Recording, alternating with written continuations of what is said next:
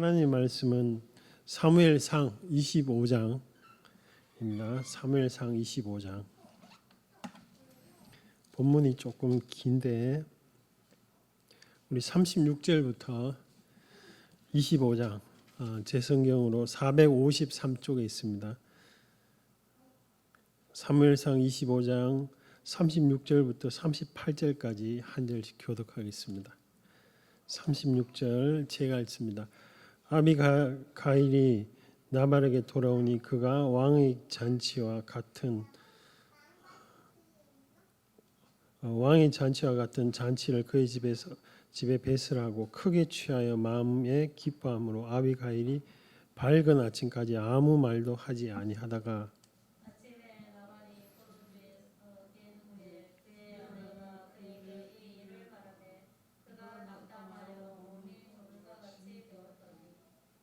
제가 읽습니다. 한 열흘 후에 여호와께서 나발을 치심에 그가 죽으니라. 제가 오늘 나발과 아비가일 그리고 다윗에 대한 이야기를 하고자 합니다. 우리가 사는 현실은 굉장히 늘 항상 기쁘고 즐겁고 또 내 마음에 큰 즐거움과 기쁨이 있는 그런 현실만은 아닙니다. 항상 고난이 있고 어려움이 있는 것이 오히려 더 보편적이고 타당하다고 봐야 됩니다. 그런 고난을 통과할 때 우리의 마음이 현실에만 다 빼앗기면 결코 하나님을 볼 수 없습니다. 그 고난 가운데 하나님이 말씀하시고 또 그 고난을 이길 수 있는 하나님을 볼 수 있는 믿음을 저나 여러분들이 꼭 가지시기 바랍니다. 오늘 아비가일도 큰 고난이 닥쳐왔습니다.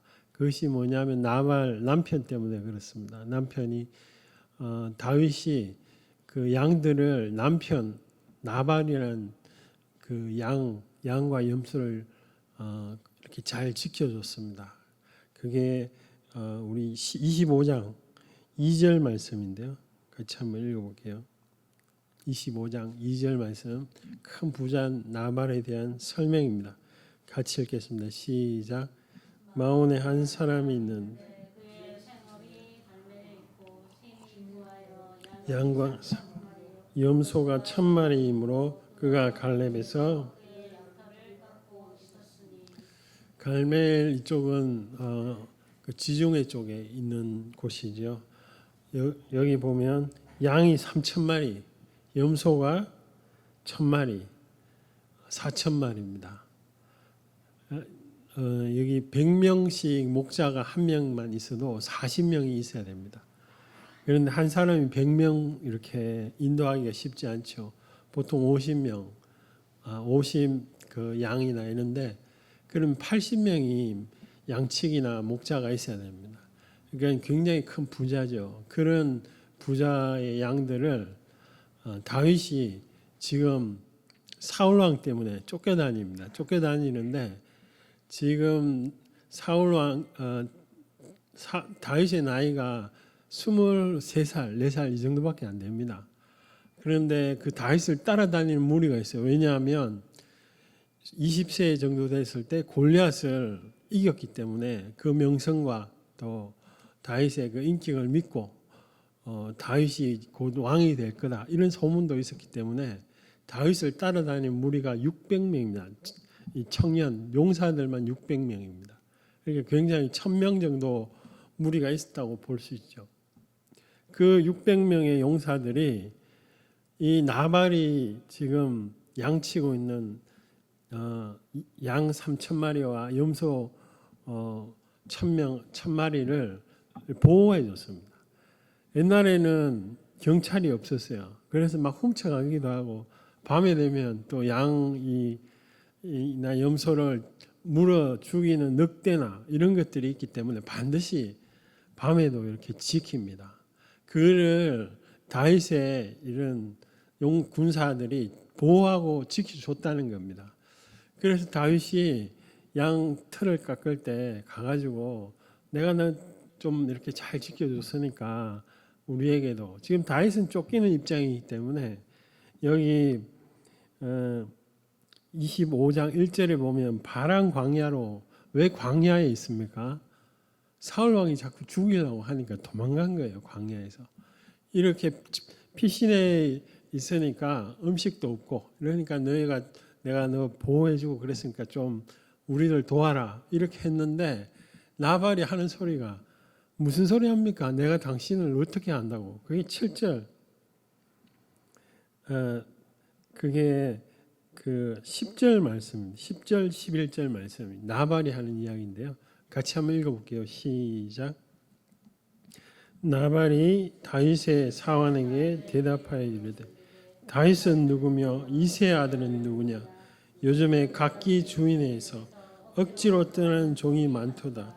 내가 어찌 내 떡과 물과 내 양털 깎는 자를 위하여 잡은 고기를 가져다가 어디서 왔는지도 알지도 못하.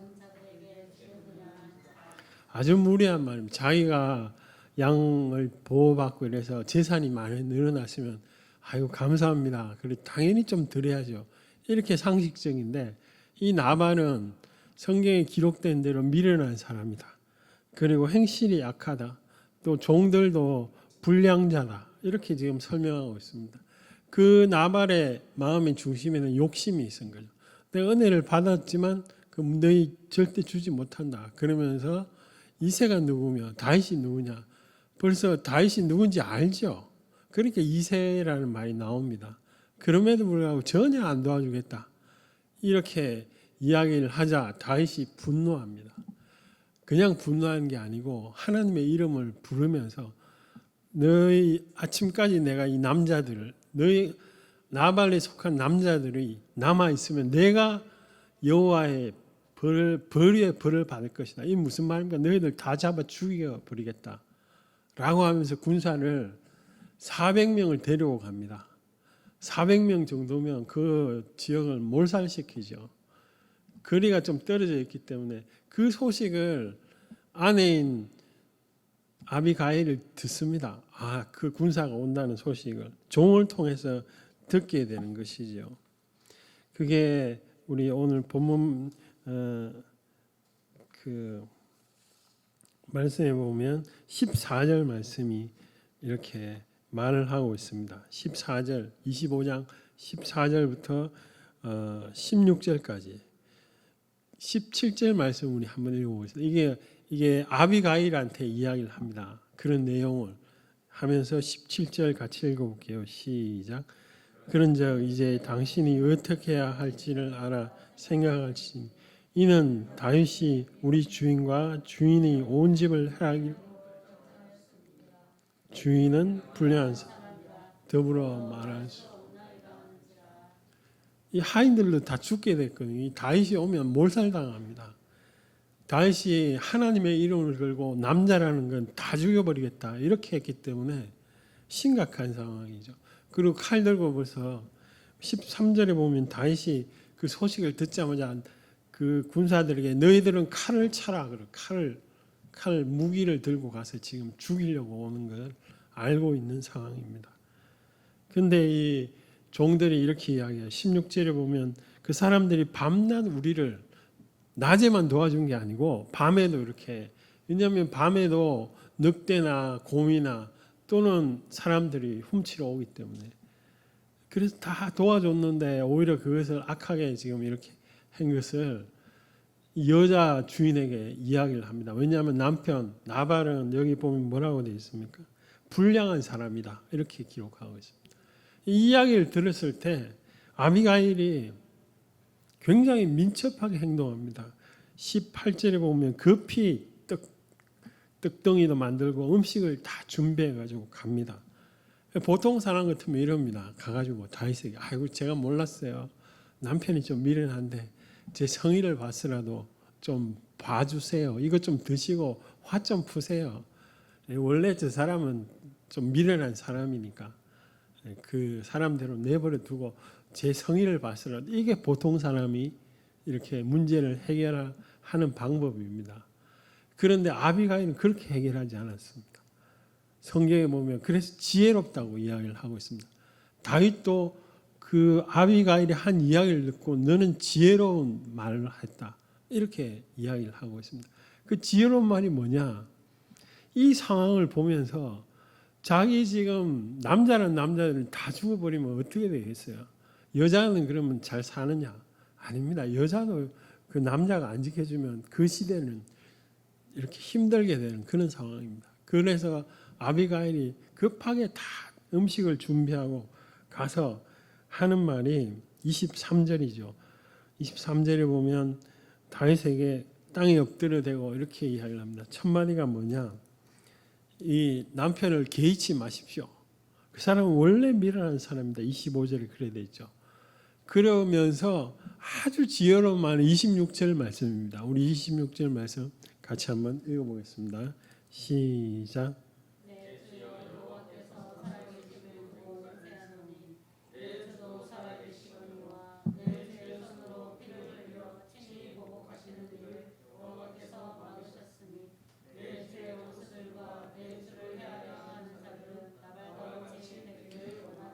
나말처럼 미련하게 되기를 원하는데 내 주여 이럴 때 예수님을 말한 게 아닙니다. 내 주 그냥 다윗을 높여서 이렇게 부르는 말입니다. 옛날에 다윗이 여기 보면 다윗의 손으로 피를 흘려 친히 보복하는 일은 여호와께서 막으셨다 이런 이야기를 합니다.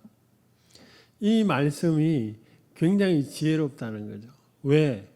이거는 신명기에 나오는 말씀이 신명기에 보면 너희 이웃에 대해서 직접 보복하지 마라.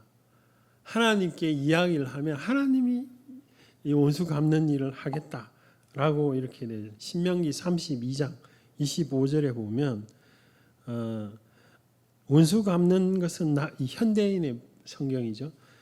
원수 갚는 일은 나의 일이다. 내가 갚아주겠다. 환난 날에 가깝고 멸망 때가 속히 오리라. 원수에 대한 이야기입니다. 하나님이 친히 갚아주겠다. 이 아비가일이 하나님에 대해서 성경 말씀을 딱 들고 나와서 이야기를 하고 있어요. 그러면서 다윗이 직접 그 나발 자기 남편이지만 그걸 이렇게 갚으면 어떻게 되겠습니까? 여호와께서 친히 갚으시는데 그 말을 30절에서도 31절에 대해서도 똑같이 이야기를 하고 있습니다. 31절 이 지금 아비가일이 계속 같은 이야기를 하고 있습니다. 읽어볼게요. 시작. 내 주께서 무죄한 피를 흘리시 내 주께서 친히 말미암아 슬퍼하실 것도 없고 내 주의 마음에 걸리는 것도 없으리니 다만 내 주를 후대하시 내 주께서 예수님이 아니고 다윗을 지금 계속 높여서 하는 이야기입니다. 다윗이 지금은 쫓겨다니지만 이스라엘의 분명한 지도자가 될 때 친히 하나님께 의탁 안 하고 이렇게 하면 이거는 좀 마음에 걸리는 일이 아니냐라고 이렇게 지금 아비가일이 이야기를 하고 있습니다. 상황을 보면서 하나님의 말씀을 딱 붙들고 이야기를 하고 있죠.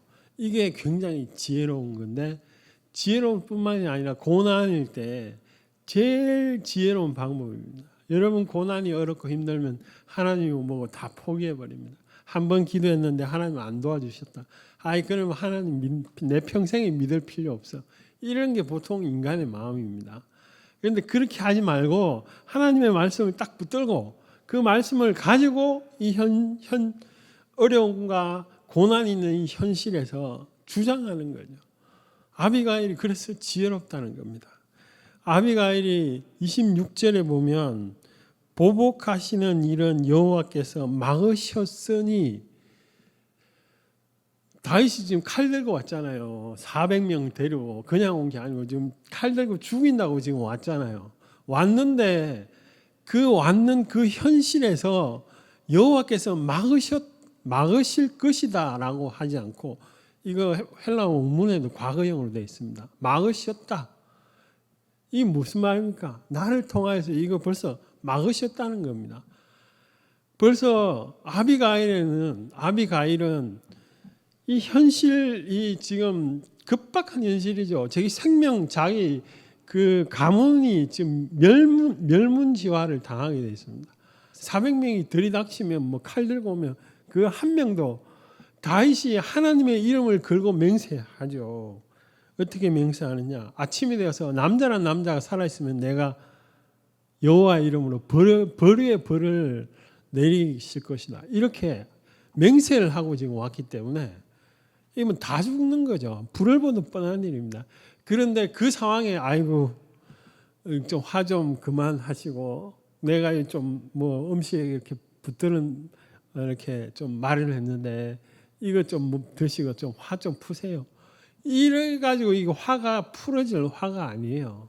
근데 아비가일은 다른 이야기를 한 게 아니에요. 하나님의 성품과 하나님의 말씀을 붙들고 여호와께서 그래 친히 갚은 거는 안 된다고 하지 않았느냐라고 하면서 다윗에게 이야기를 하고 있습니다.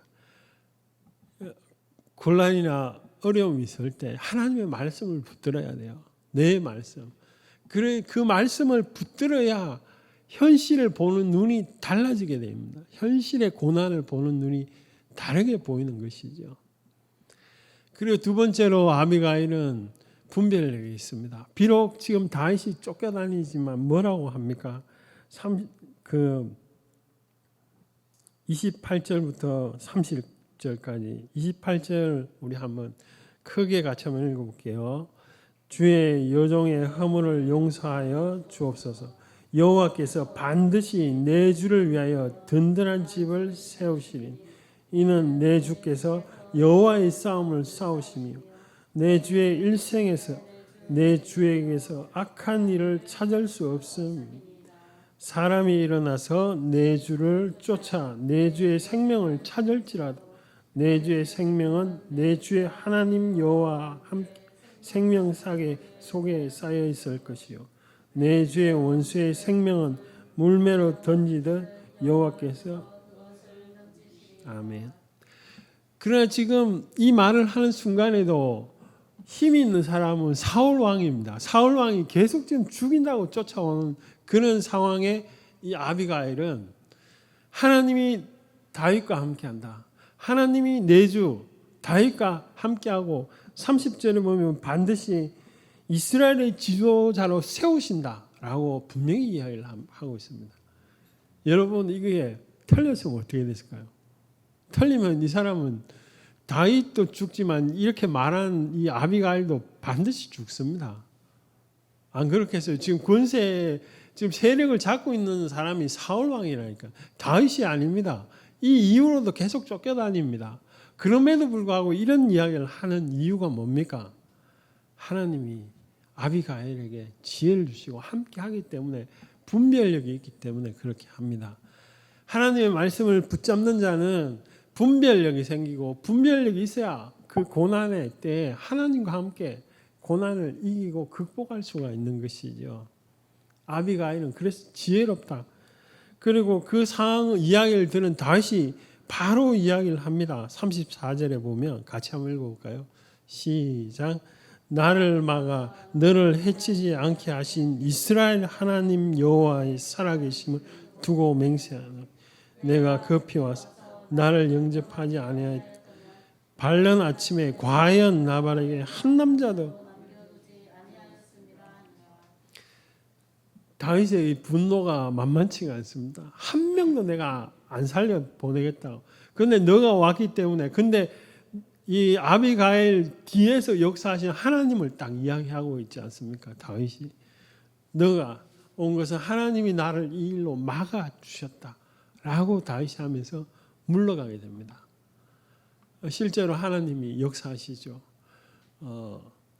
욕심이 가득한 나발은 하나님이 치셔서 가지고 죽게 되는 거고 그런 것을 볼 수 있습니다. 우리는 여기서 아비가일처럼 현명해야 됩니다. 우리의 고난이 어렵죠. 이 인생을 사는데 뭐 어렵고 또 힘들지 않는 일이 누가 있겠습니까? 그런데 그 속에 그 현실만 보면 아무것도 안 보이게 되어 있습니다. 현실 속에 하나님이 보이는 자가 하나님을 붙잡을 수 있습니다. 하나님을 보이는 자는 어떻게 해야 되느냐? 하나님의 말씀을 내 마음속에 품어야 되는 것, 내 마음속에 붙잡아야 되는 것입니다. 어떤 교회 집사님이 매일 목사님 찾아와서 목사님 사탄의 힘이 더 센 것 같아요. 아니면 이 우리 집안이 왜 이렇게 가난하고 이렇게 돈도 없고 이렇게 힘듭니까? 계속 그런 말을 하니까 목사님이 말부터 하나님 말부터 계속 그렇게 부정적인 이야기 하니까 하나님 역사하시지 않는다. 아무리 이야기해도 안 되니까 목사님이 그 집사님이 오면 도망가요. 맨날 딴 데로 도망가고 그랬는데 어느 날 그 집사님이 또 이제 사무실에 오는데 보니까 얼굴이 바뀌었어요. 그 왜 바뀌었느냐? 그 갈라디아서 3장 14절부터 16절까지 말씀 우리 한번 찾아볼까요? 갈라디아서입니다.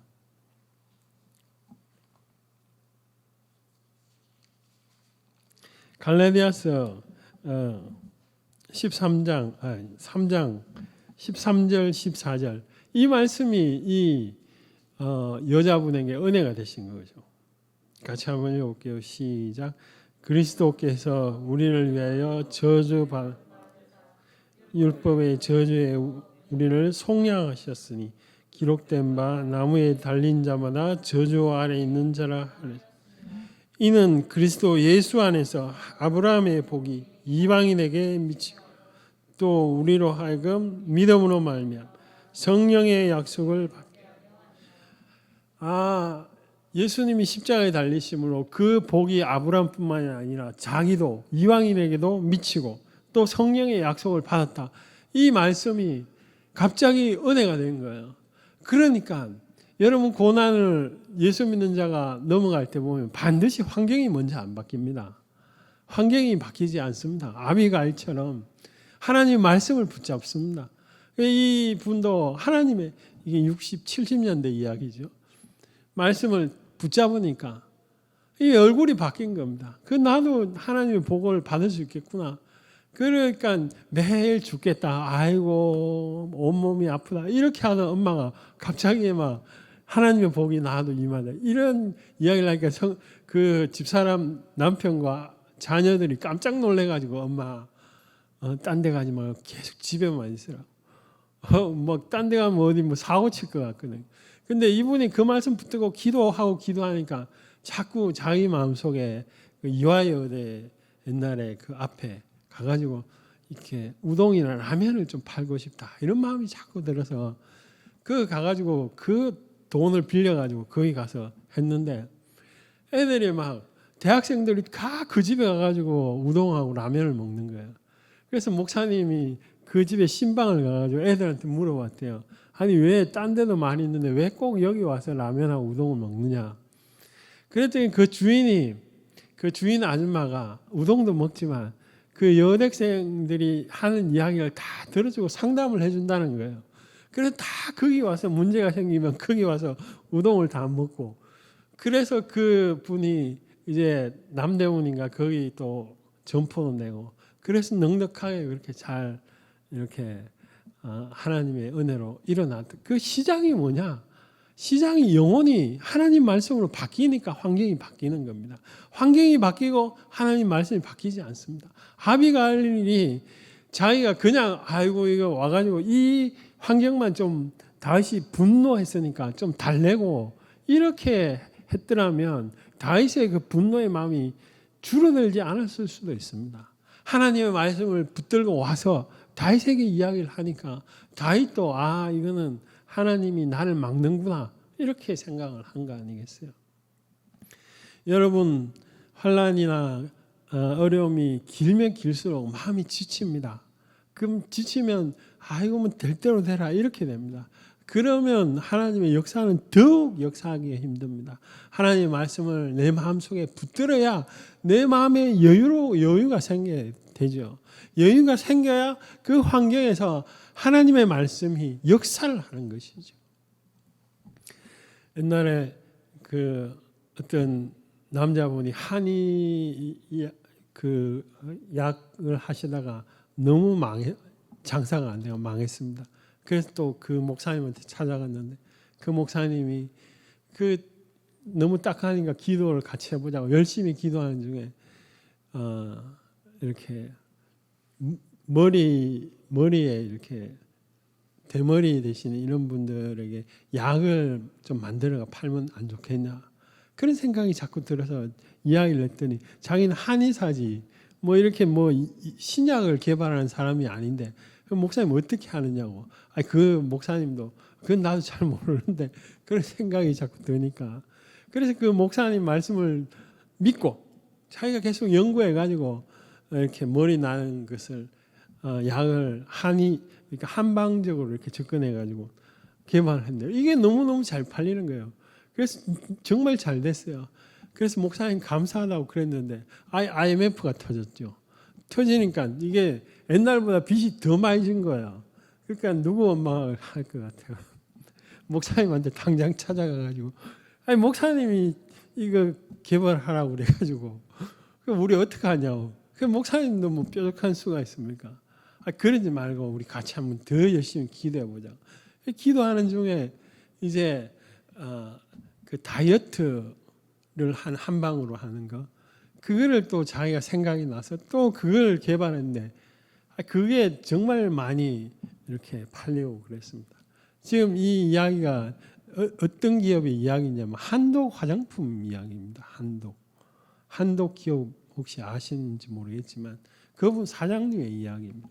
이분이 자기가 어려울 때 다른 걸 붙든 게 아닙니다. 그 목사님이 말씀하시는 그 하나님의 감동을 붙든 겁니다. 하나님이 여러분 매일 불평하고 매일 힘들고 이때만 겨우겨우 살아라 이렇게 시간을 창조하지 않았습니다. 하나님 보시기에 좋았더라. 그런데 모든 인간들이 부정적이고 잘못되고 또 하나님이 없다.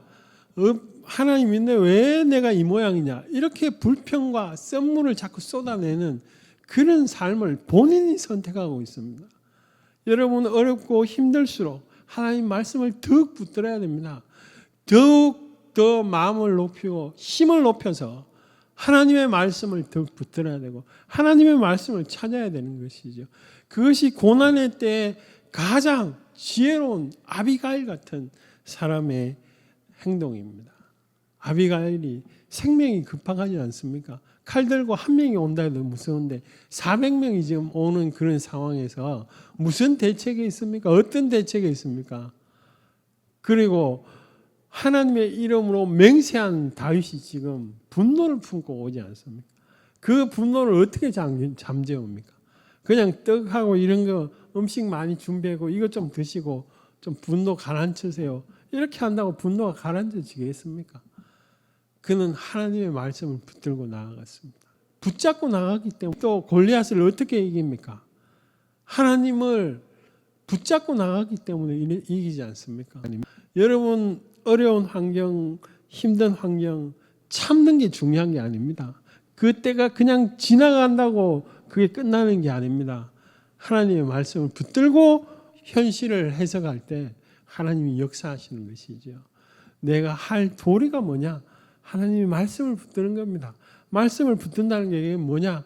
하나님 말씀을 자꾸 외우고 암송하고 그럴 때 내 마음이 지켜지고 지켜질 뿐만이 아니라 그 속에 하나님의 능력과 은혜가 역사하는 줄 믿습니다. 우리 같이 한번 기도하겠습니다.